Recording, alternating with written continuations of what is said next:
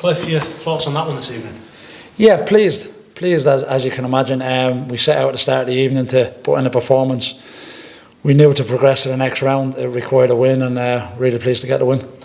What impressed you the most? An awful lot of good work off the ball, as well as obviously taking the chances in front of goal. Yeah, it is. I think the cohesion between the team, even with the personnel changes that have come in and out of the team, and the subs that come on, there's a real appetite and there's a real understanding of what the manager's looking for within the performance. Depending on who you're playing against, and the boys in the main, try and apply themselves to do that. It doesn't always come off, but as you see, when we have glimpses when it does come off, we can be quite deadly in the attacking play.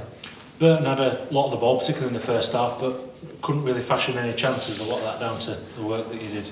Yeah, listen, Byrne are a really strong team, and they've been on a good run of form, and they can be difficult to play against in terms of, and I mean this as a compliment, the structure of the team, how the team they go about trying to get the ball from back to front. So you've got to be patient at times, as we showed in the first half, and not get too anxious about them having the ball, even though we're the home team. But the manager had a plan going into the game, and the boys executed it. I won't say magnificently, but in the main, we got what we wanted. Working on that press has been something that's been really important in this sort of upturn that's now a couple of months in. Yeah, listen, it's been there from day one. There's a way that the manager likes to play. Certain games he'll tweak that, but the beauty of this group of players, they're growing with that type of play that we want to implement, and they're gleaming, all the information, and they're making the positive decisions on the pitch. Because at the end of the day, we can set out what we think, how the game's going to go. Ultimately, it's the players on the pitch that have to make them split decisions, and we're starting to make the more positive decisions more often of late. Byrne at the weekend not taking chances when they came. Not an awful lot of chances tonight, but certainly took them when they come. Yeah, we did. Especially I'm sure Burton will think it was against the run of play. Well, again, the game plan's there. When you press, when you jump, and then you've identified you've got to be clinical then, and Mo was. So really pleased for him, and then pleased for Hosty. It's been a challenging time for him to get back into the team and get himself fit, and he's went and showed us what we've been missing. Touching on Mo first, how much confidence has he got at the minute? Well, I think anyone that knows Mo, I think whether he's scoring goals or not, I think he's a confident young man. He's got a great deal of belief, and he really enjoys his football, as you can see, and he plays like that. And there's elements of frustration that he brings on himself, but more often than not, he just dusts himself down, and it was a great finish, nice and calm, and just stroked into the bottom of the corner.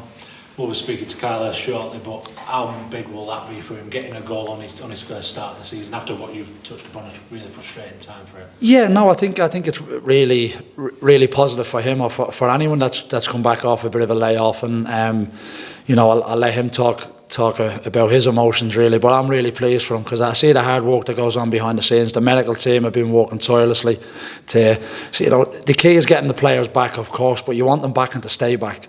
And not to maybe get hampered by that injury again, and we've had to be patient with Kyle, and we've seen the just rewards of it this evening, go and getting the second goal. A few occasions now saw just how good he is with the ball at his feet, those driving runs forward. Yeah, it gives us another dynamic to the team.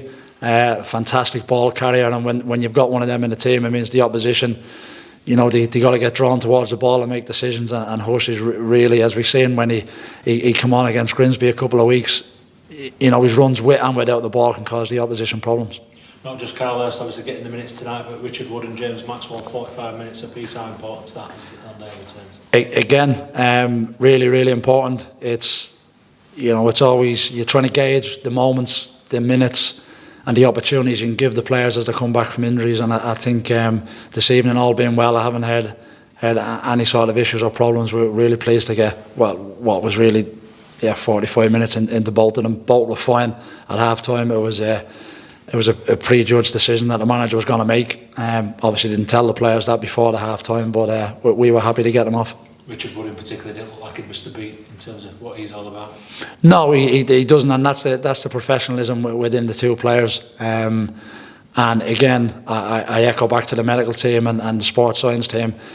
It's all well and good getting them back, but you've got to get them back fit. You've got to get them back ready to go and hit the ground running. to give them the opportunity now to stake a claim in the team. So it's credit all round. That goal conceded late, but no real nerves in those dying few moments, just how you handled the game. Yeah, no real nerves. It's, obviously when we're in the ascendancy and we're 2-0 up, the opposition have nothing to lose, and they maybe afford themselves to leave extra players up the field and whatnot. So, I'm not going to sit here and just dismiss it, because I don't like conceding goals, as none of the players do and the team. So takes a little bit of the gloss off it, but not too much, because like I say, at the start of the evening, the aim was to get through the group, and that's what we've done. Progression into the knockout stages now, and that trip to Wembley looks obviously a long way to go before then, but into that knockout playing, it's a lot. It's a competition that we wanted to progress in, and first and foremost, you've got to get out of a very difficult group that we've been in.